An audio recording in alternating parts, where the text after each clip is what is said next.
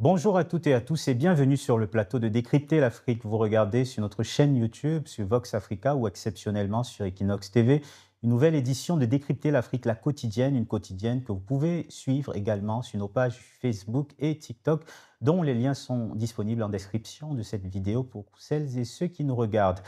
Dans moins d'un mois, le Cameroun vivra soit un moment historique d'alternance politique, soit le scénario le plus probable qui se répète inlassablement depuis 1984. Le 12 octobre prochain, donc, plus de 7 millions d'électeurs seront appelés aux urnes pour désigner le prochain président ou la prochaine présidente de la République. Alors évidemment, l'emprise de Paul Biya et ses 43 années de pouvoir est toujours certaine. Et même si son rival de la dernière présidentielle, Maurice Kamto, a été écarté par Elections Cameroun et par le Conseil constitutionnel, d'autres candidats encore en lice veulent croire en leur chance de détrôner le locataire du palais d'Etoudi. C'est le cas de notre invitée du jour, Patricia Tomaino Damdjoya, candidate de l'Union démocratique du Cameroun, l'UDC, et maire de Fumban dans la région de l'ouest du Cameroun. Nous parlerons avec elle de l'actualité brûlante autour de cette élection à venir, notamment des questions de la très épineuse question de la coalition de l'opposition, le sujet également de la haine tribale qui est revenue dans l'actualité et qui connaît donc une résurgence dans le débat, mais aussi l'état de ce pays de 30 millions d'habitants dirigé par le même homme depuis 1982 et qui souhaite donc rempilé pour un 8e mandat. Bonjour Patricia Tomaino Damdjoya. Bonjour. Merci d'avoir accepté notre invitation. Donc je le disais, vous êtes présidente de l'Union démocratique du Cameroun, l'UDC, maire de Fumban et porte-parole du Conseil régional de l'Ouest, députée à l'Assemblée nationale du Cameroun entre 2007 et 2020. Pourquoi, Patricia Tomaino Damdjoya, pourquoi avoir décidé de vous présenter à cette élection présidentielle? Merci de me recevoir sur votre plateau. Je suis en politique depuis pratiquement plus de 25 ans. Aujourd'hui, j'ai une grande responsabilité de diriger un parti politique qui est né en 91 avec l'avènement du multipartisme au Cameroun, l'Union démocratique du Cameroun. Déjà, j'ai la responsabilité, selon l'article 4 de ce grand parti politique, d'être le candidat du parti à l'élection présidentielle. Mhm.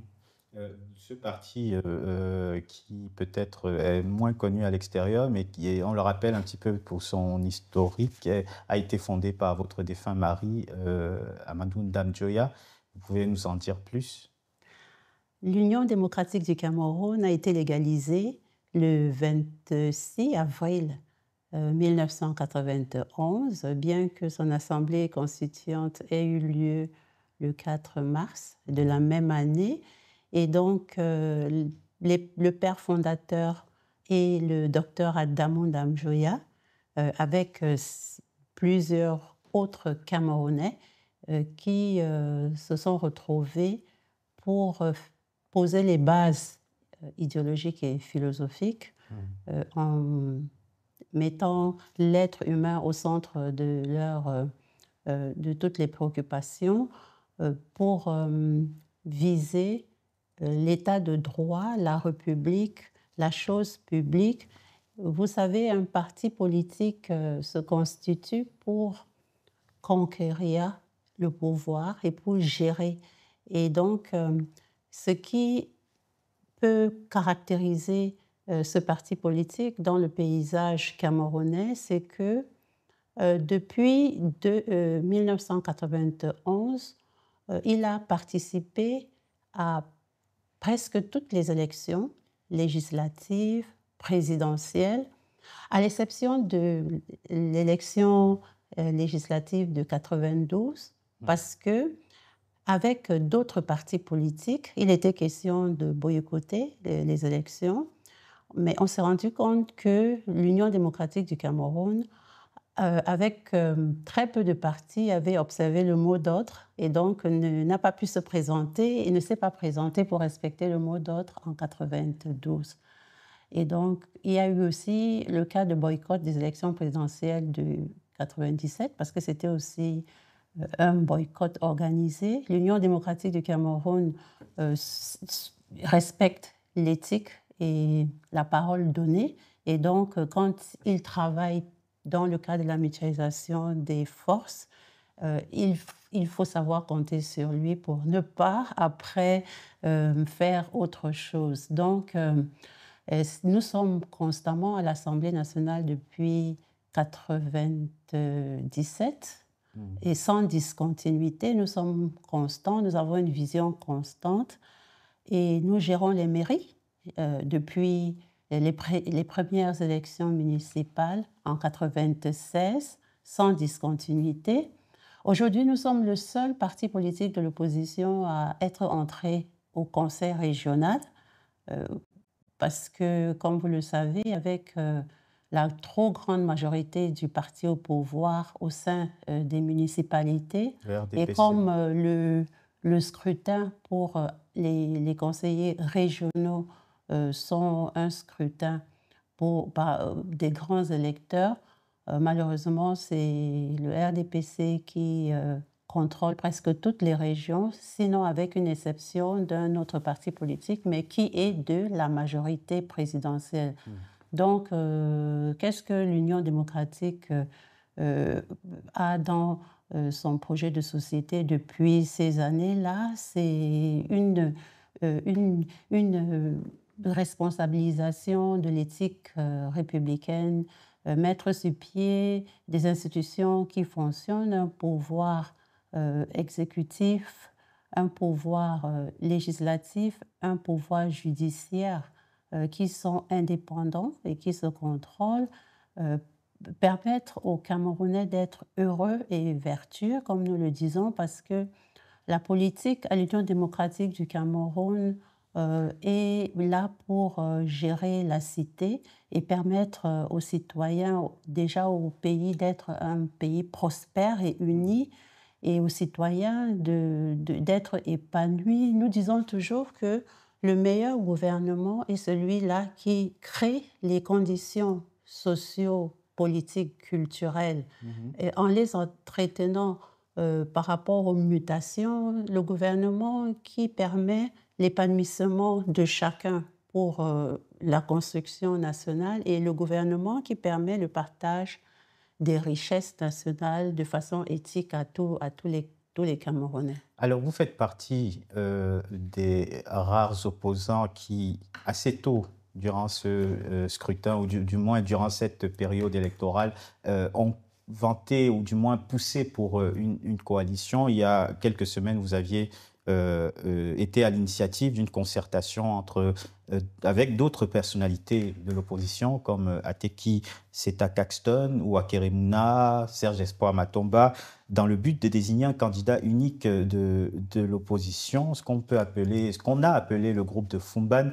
C'était un coup d'épée dans l'eau quand on voit la suite des événements?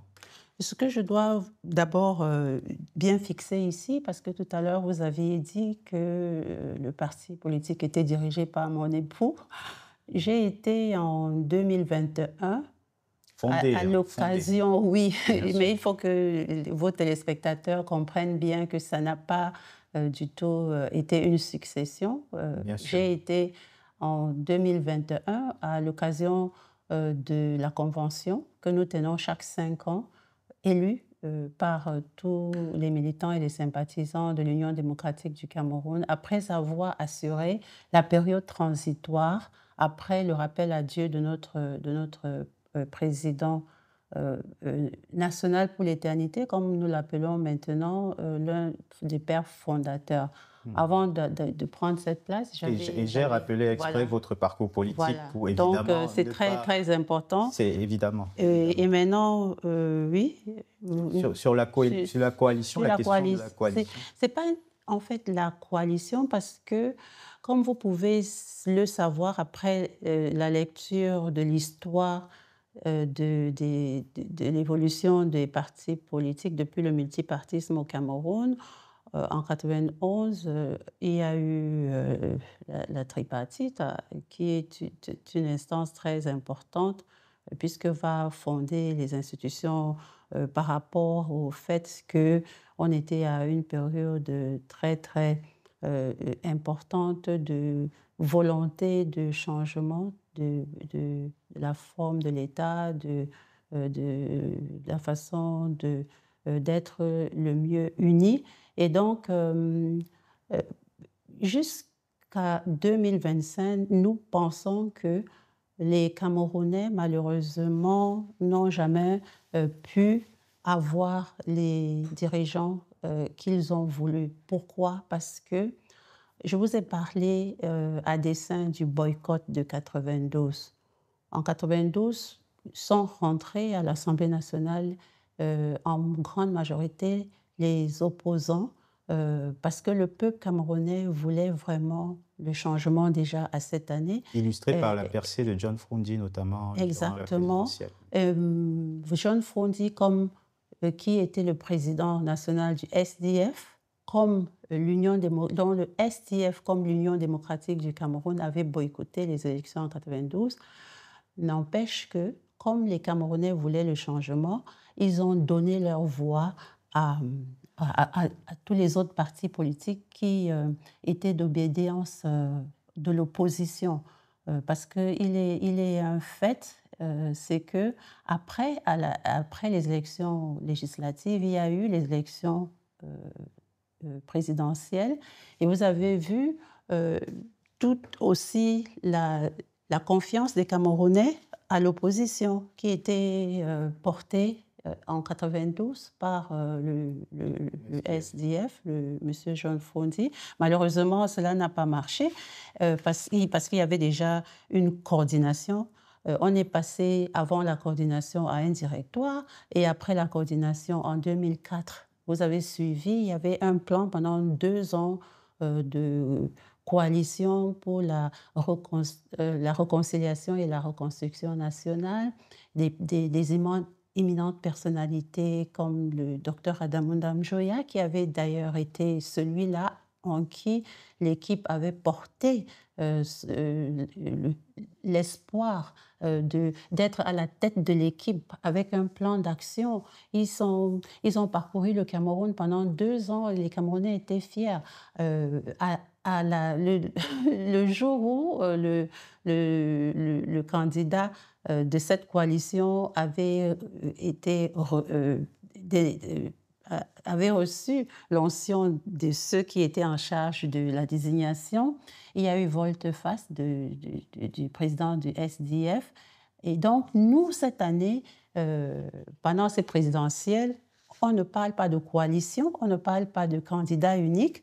Si vous voulez, on a parlé de la candidature consensuelle. C'est une expression qui est née d'un travail que nous avons initié en 2021 dans le cadre de la plateforme des partis politiques pour la réforme du code électoral. Avec d'autres avec des grandes figures. Ça a été un travail inédit parce que jamais dans l'histoire du Cameroun, des partis politiques d'opposition se sont retrouvés pendant autant de temps et ont sorti un document concret de modification du code électoral parce que dans le fond, depuis 1991, il est question d'un scrutin majoritaire à 2 tours pour l'élection du président de la République. Il avait été question, et ça a été fait, de la limitation du mandat présidentiel pour 5 ans renouvelable une seule fois.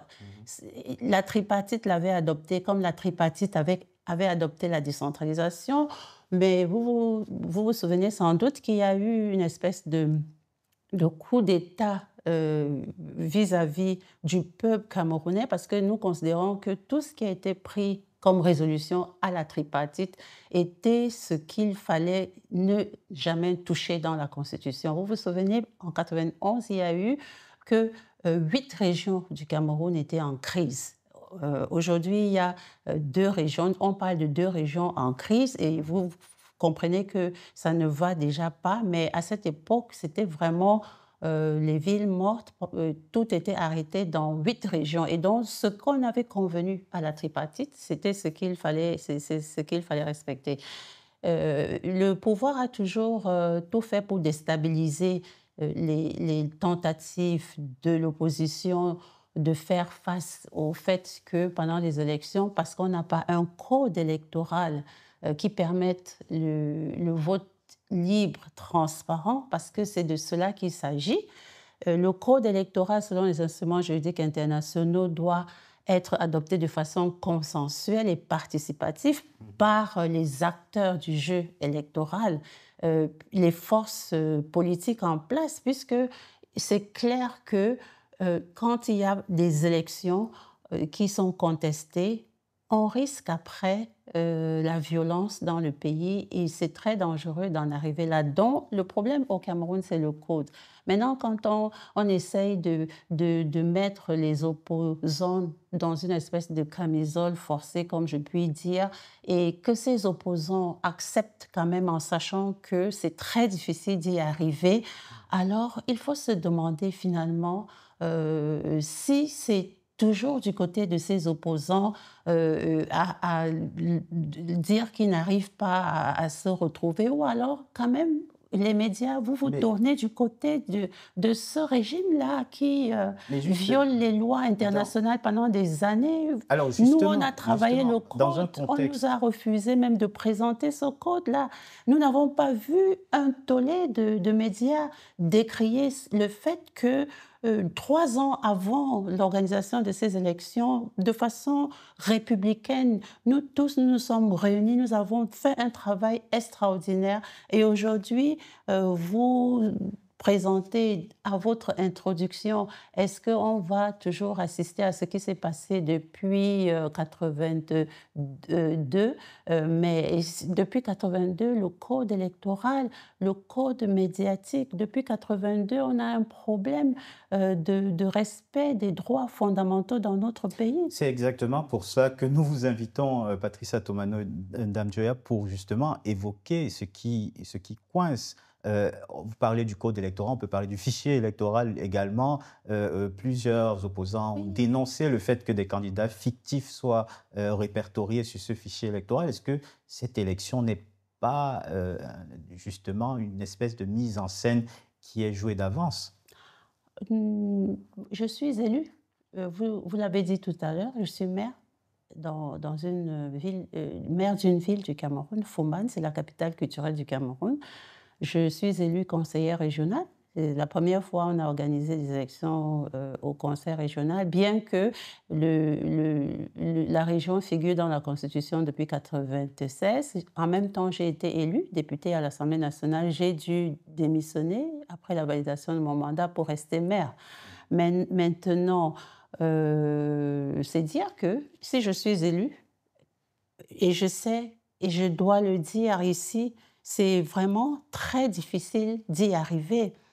Et c'est pour ça que vous n'allez pas voir au Cameroun beaucoup d'élus. Il y a combien de députés à l'Assemblée nationale qui sont d'un bord politique différent de celui du régime au pouvoir? Il n'y en a pas plus de 16. Si vous comptez le nombre de communes qui sont vraiment de l'opposition au Cameroun, vous n'en trouverez pas plus de 20, parce que même pas plus de 10, parce que tous les autres, peut-être un peu plus, parce qu'on va voir la différence entre ceux qui sont de la majorité présidentielle, et ça, vous pouvez constater à quel point c'est difficile, mais on peut y arriver. Donc, c'est dans cette optique que, parce que le Cameroun nous appartient, et le Cameroun n'appartient pas à ce régime. C'est pour ça que nous ne pouvons pas, parce que nous sommes légalistes et républicains, nous, avec le peuple camerounais qui veut en découdre. Excusez-moi l'expression, mais c'est ça exactement, avec ce pouvoir. Pas pour rien, parce que le pouvoir, aujourd'hui, a prouvé qu'il est incapable d'apporter l'épanouissement. Les droits fondamentaux des Camerounais se retrouvent confisqués. Le tribalisme, vous l'avez introduit tout à l'heure, la corruption, le détournement de fonds, les services essentiels qui manquent aux Camerounais. Nous n'avons pas d'eau courante, nous n'avons pas de moyens de mobilité urbaine pour aller d'une ville à une autre. L'énergie manque, les soins de santé, c'est la rentrée. Allez voir dans les conditions dans lesquelles les jeunes qui sont la catégorie la plus importante des populations avec les femmes aujourd'hui se retrouvent sans emploi. Ils ont beau être diplômés dans nos universités, 70% mais de ils taux de sont chômage au chez les jeunes chômage. Camerounais. Exactement. Alors que le Cameroun, c'est l'Eldorado, si vous voulez, de l'Afrique centrale, Alors, avec toutes les ressources je, dont je- on regorge. je sais que c'est une question épineuse, mais cette question du candidat consensuel, on a vu un autre groupe, celui de Douala, qui a profité de l'anniversaire de l'assassinat de Ruben Oumniobé pour faire une forme de médiation qui a abouti sur la candidature dite consensuelle, mais du moins qui est rejetée par tous les autres opposants qualifiés pour cette élection, de Issa Tiroma Bakari. Alors, on a l'impression que avec l'actualité, on est passé de la passe d'armes concrète de l'opposition à une espèce de passe d'armes générationnelle. Et on imagine bien que Paul Biya et le RDPC s'en réjouissent. On a vu donc cette passe d'armes générationnelle et on va voir un extrait de ces opposants qui se répondent et qui s'alpaguent en quelque sorte sur leur rage. On va commencer par Issa Tiroma, non, par Cabral Libi du PCRN qui a donc demandé aux autres opposants plus âgés de s'unir. On l'écoute. Nous sommes dans un pays où, si vous voulez, dans une élection où il y a 6 paliers d'âge. Il y a un nonagénaire, des septuagénaires, des sexagénaires, des quinquagénaires, des quadragénaires et un trentenaire. Et nous demandons déjà aux 3 septuagénaires de se mettre ensemble. Ça va moins créer de confusion dans les esprits des Camerounais, sauf d'autant que 2 d'entre eux sont pratiquement du même département et du même village au Cameroun. Alors, ce à quoi l'ancien ministre de Paul Biya, Issa Tiroma Bakari du FSNC, a répondu de manière cinglante. On écoute sa déclaration. Et le candidat Cabral Libi appelle les 3 septuagénaires que vous êtes, Akeremouna, Bello Bouba et vous-même, à vous mettre ensemble et ensuite à créer une dynamique de l'unité. Écoutez, il est libre de dire ce qu'il veut, mais qu'il fasse preuve d'humilité et de respect pour ce que nous sommes. Vous savez, j'ai plus de 70 ans, mais il y a des gens qui gouvernent les plus grandes puissances de ce monde, qui ont 79 ans. Suivez mon regard. Alors, Patricia Toumaïno Ndamdjoya, vous avez 56 ans. Je ne vous demande pas avec qui vous allez vous allier, votre allié d'âge, mais on a l'impression que cette espèce de débat parallèle sur l'âge, quoique évidemment, c'est l'un des sujets que les opposants mettent souvent en avant quand on veut critiquer. Paul Biya a raison, 92 ans, on s'imagine bien que c'est un âge très avancé, mais les opposants comme Cabral Libi, comme Issa Tiroma Bakari, n'auraient pas mieux à faire que de parler de leurs âges respectifs? C'est justement le problème, c'est qu'en l'absence d'un code électoral, à l'absence d'une constitution du Cameroun qui prend vraiment la peine de définir les, les, les âges, par exemple, on La peut limite être d'âge? oui, la limite d'âge, Il en faudrait une. il en faudrait une, par exemple, mais il y a des contradictions dans nos lois. Par exemple, on peut être député à 35 ans, mais pour être sénateur, il faut avoir 40 ans. On est légalement responsable à 18 ans, mais il faut attendre 20 ans pour pouvoir voter. Et c'est un problème aujourd'hui parce que justement la tranche de 18 ans à 20 ans est très importante. Et dans notre proposition de modification, on a demandé que les 18 ans puissent être votés, ou du moins maintenant que ce soit une obligation pour les 20 ans d'être votés. C'est dire que dans un pays où les lois ne sont pas adaptées aux mutations. Comme je l'ai dit tout à l'heure, le meilleur gouvernement est celui qui peut s'adapter aux mutations socio-politiques, culturelles, etc. Vous voyez que ça crée cette espèce de sac à crabes, alors que, bien sûr, que les relations intergénérationnelles sont les bienvenues. chaque catégorie de personnes apportera ce que l'autre n'a pas. Dans la gestion, on a besoin des jeunes, on a besoin des femmes, on a besoin des moins jeunes à tous les niveaux en fonction de ce que chacun peut apporter.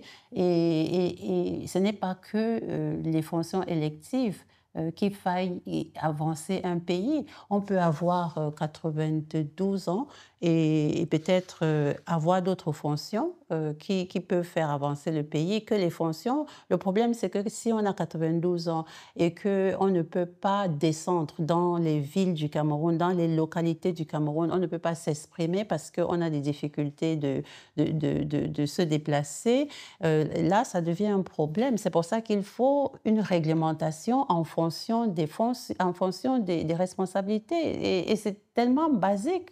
Alors, vous savez quand même ce qui est reproché notamment par Cabral Libby à des personnalités comme Issa Tiroma Bakari et Bello Bouba Maïgari.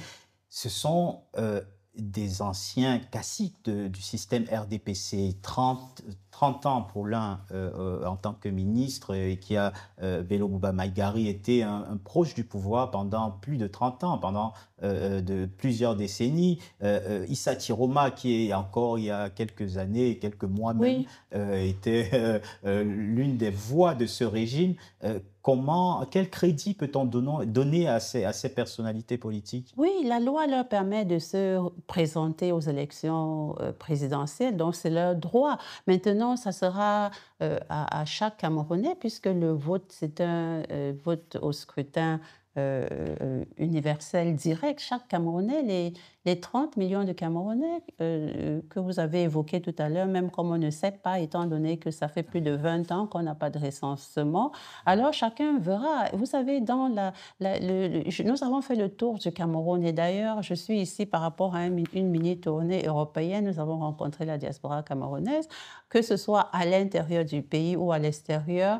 La grande majorité des Camerounais veulent le changement. Maintenant, il faudra choisir entre est-ce que c'est une rupture. Nous, à l'Union démocratique du Cameroun, nous pensons qu'il faut instaurer une nouvelle ère au Cameroun. L'ère qui va apporter les libertés qui sont confisquées depuis longtemps aux Camerounais, l'ère qui va permettre à chaque Camerounais d'être responsable, l'ère de la contribution de tous, parce que le Cameroun maintenant a juste une poignée d'individus qui gèrent les pouvoirs parce qu'ils s'accaparent des institutions. L'administration publique est politisée à un degré où, quand vous n'êtes pas du parti politique du président de la République, et ça encore, c'est une déformation de nos lois, parce qu'il est inadmissible que la Constitution dise que le président de la République, le chef de l'État, incarne l'unité nationale, et qu'on se retrouve avec un chef de l'État qui en même temps garde le chapeau de président de parti politique. Ça fait que tous les Camerounais n'ont même pas le courage, même s'ils avaient, de pouvoir être d'un autre bord politique. Et ça, c'est la pression que nous, les opposants, c'est cette pression-là que nous avons. Donc, voilà un peu pourquoi je pense que dans le fond, il faut se focaliser sur l'essentiel, il faut des lois, il faut comprendre que malheureusement le jeu démocratique ne peut pas fonctionner tant que les lois sont dépassées, parce qu'il y a des vides juridiques et la première des lois, c'est la Constitution, elle doit être modifiée depuis. Ça va faire partie des réformes institutionnelles qui sont une priorité des priorités, parce que dans le fond, le problème du Cameroun, c'est le fonctionnement des institutions. Les Camerounais doivent choisir entre ceux qui incarnent la rupture, cette rupture-là. Et il y a des familles politiques. L'Union démocratique du Cameroun est dans la famille de l'opposition. Une opposition qui n'a jamais participé à un gouvernement du RDPC. Vous avez été sollicité dans le temps ? Pas parce que nous n'avons pas été sollicités, mais parce que pour nous, déjà, un parti politique, comme je vous l'ai dit, est là pour former. Nous sommes, depuis 1991, dans l'éducation, la sensibilisation, la création d'une masse critique des Camerounais républicains. Nous avons créé dans notre espace des zones de républicains et démocratiques où les Camerounais ne se font pas acheter la conscience le jour du vote. C'est pour ça que je vous ai dit, si on arrive à être élu, et c'est pour ça qu'on y va quand même, parce qu'on veut que les Camerounais comprennent que c'est eux, le peuple souverain, c'est eux qui vont voter, et quand ils vont voter, même comme le code actuel est limité dans le sens où il y a des possibilités de fraude par rapport au fichier national qui n'est pas connu de tous les Camerounais, puisque c'est un problème. Alors voilà.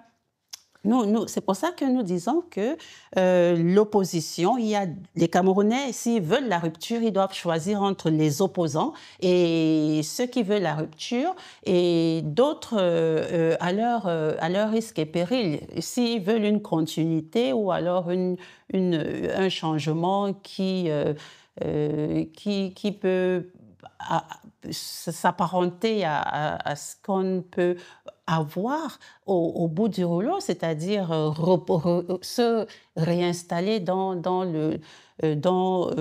si vous voulez, l'aisance de ce qu'on a vu ici, des appareils de l'État qui sont bien installés confortablement alors que les Camerounais souffrent.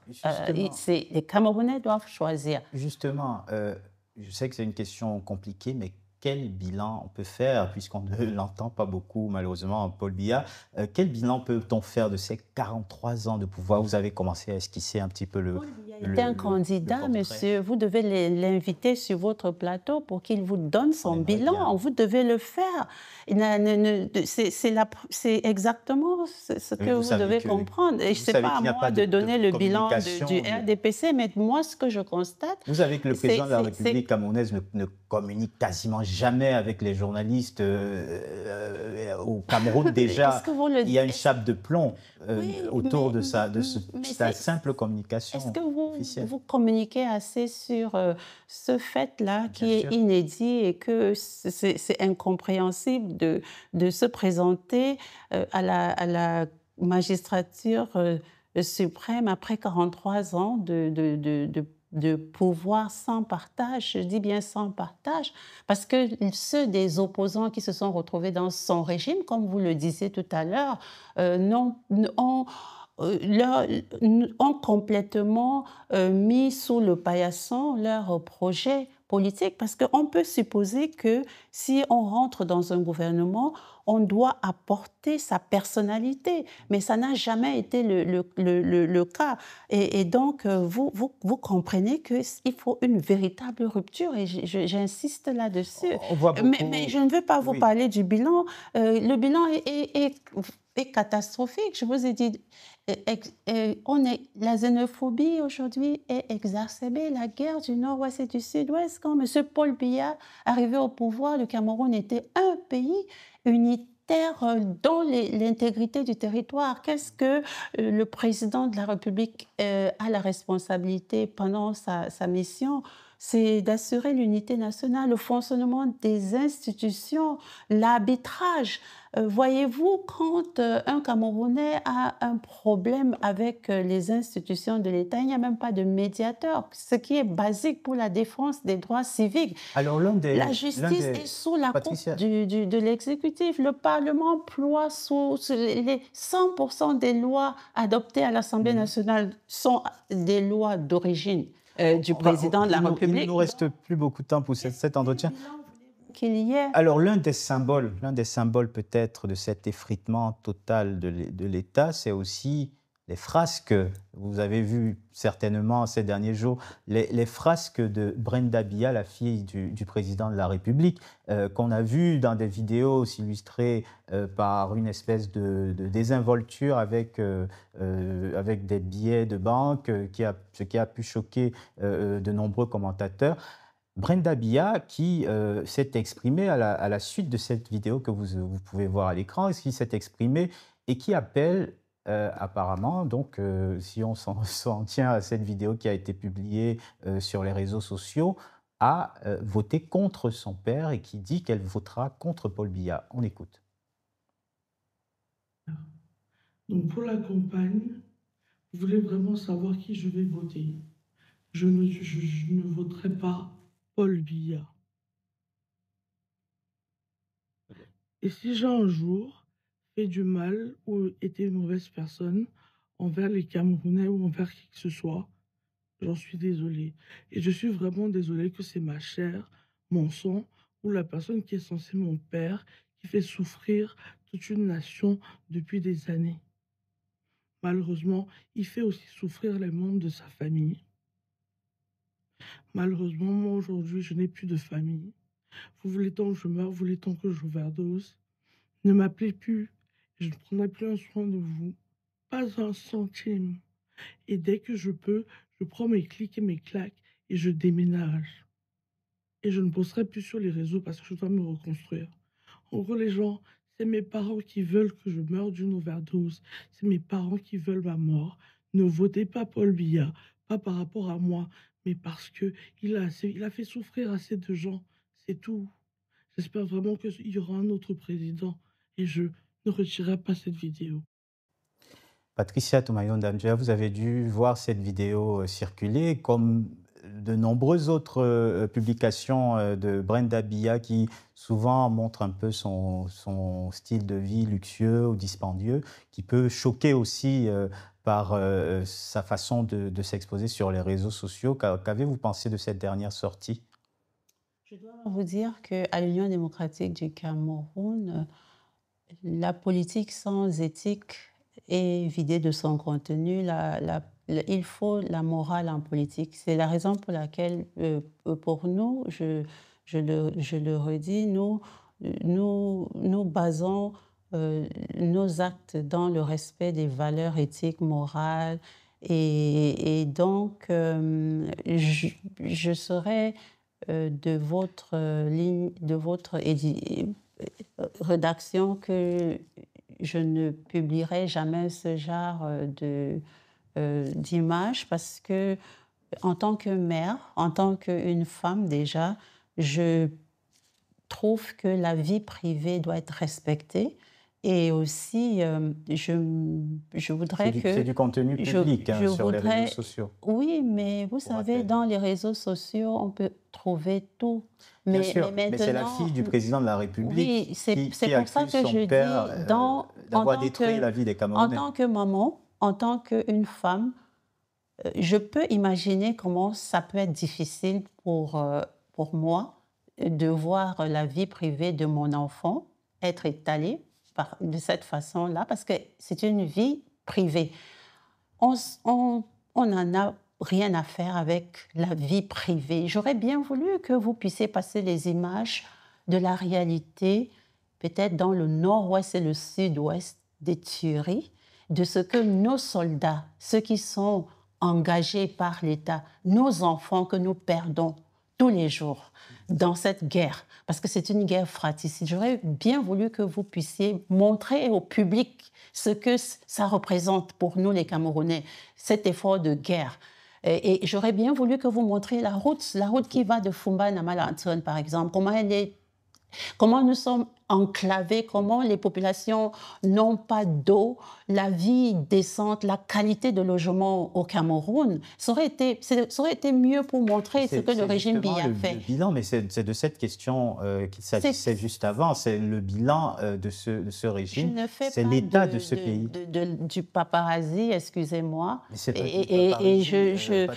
savez, c'est la réalité d'un régime qui s'effrite. Je sais aussi que c'est la réalité des contenus des réseaux sociaux, mais je me dis, c'est vraiment, ça me fend le cœur que vous puissiez partager, que vous puissiez participer au partage de ce genre. Vous savez qu'il s'agit du contenu public, que ce n'est pas Décrypter l'Afrique qui a partagé ce contenu, mais cette personne nous, en tout cas, dans le cadre de notre famille politique, nous respectons des valeurs et pour nous, nous pensons que il ne faut pas aller chercher vraiment dans la vie privée des personnalités, qu'elles soient publiques ou tout ce qu'ils font ou tout ce que leurs proches font.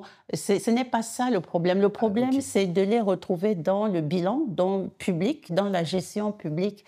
Et c'est là vous aurez tellement de contenu, si vous Alors, voulez, que juste d'aller pour fouiller dans avancer, les... parce on arrive à la fin de cet entretien. Vous êtes la seule femme en lice pour cette élection, seulement troisième femme à avoir candidaté à une élection présidentielle au Cameroun.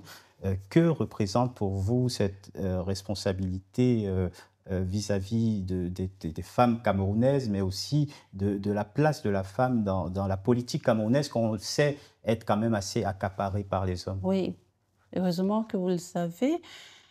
C'est dommage qu'au Cameroun, il y ait plus de 50% de femmes et que pour les élections de tout genre, qu'elles soient présidentielles, législatives, régionales ou municipales, on se rend toujours compte de cette sous-représentation des Camerounaises. Une femme sur 12, on aurait pu s'attendre à 6 femmes sur 12 candidats parce qu'elles doivent, dans une république où c'est le nombre qui compte, il faut qu'elles puissent se retrouver partout, comme les jeunes d'ailleurs. Donc, c'est un problème au Cameroun, mais ce problème, nous le savons. Et depuis que je suis engagée en politique, on a sans cesse martelé par rapport au respect, déjà l'encadrement juridique pour apporter effectivement ces droits aux femmes qui sont discriminées. Nous n'avons pas de code de la famille et de la personne au Cameroun qui protégerait la femme, l'homme dans un couple, les enfants qui vont naître de ce couple ou les biens qui vont être générés. Nous n'avons pas de loi contre les violences sexistes au Cameroun, contre les violences domestiques. Ça a été, pendant tout mon séjour à l'Assemblée, un cheval de bataille. Bien que les femmes soient les plus nombreuses, même au niveau des inscriptions sur le fichier électoral, vous voyez qu'elles viennent après les hommes. Ça veut dire qu'il y a un problème de tout ce qui va être décidé au Cameroun. Parce que si les femmes ne sont pas, les jeunes ne sont pas là où les décisions sont prises au Cameroun, les décisions qui vont être prises au Cameroun ne seront pas des décisions qui vont permettre aux Camerounais d'atteindre la croissance, parce que ceux qui ont pris les décisions ne sont pas ceux qui sont concernés par les problèmes. C'est pour ça que moi, en tant que femme, j'ai la responsabilité de porter cette représentation et j'invite toutes les femmes à comprendre qu'avec une femme à la tête de l'État, avec une mère, parce que quand on dit une mère, c'est qu'on a vu tout ce qu'il faut dans la famille. Quand il faut élever des enfants, le rôle et la place des femmes dans nos communautés, cette résilience. Sans les femmes au Cameroun qui sont dans les marchés, dans l'informel, dans tout ce que vous pouvez imaginer comme culture, agriculture, alors le pays ne pourrait fonctionner. Et donc, il est temps qu'on puisse être présent pour décider. Comme mes camarades femmes l'ont dit, 65 ans, ça suffit. On doit pouvoir prendre la place qu'il nous faut en matière même de résolution des conflits. La résolution 1325 est claire. Dans un pays comme celui-ci, où il faut que les premières mesures qui vont être prises soient des mesures d'apaisement, des mesures de réconciliation nationale, de demande de pardon, parce qu'il y a tellement de haine, il y a tellement de frustration.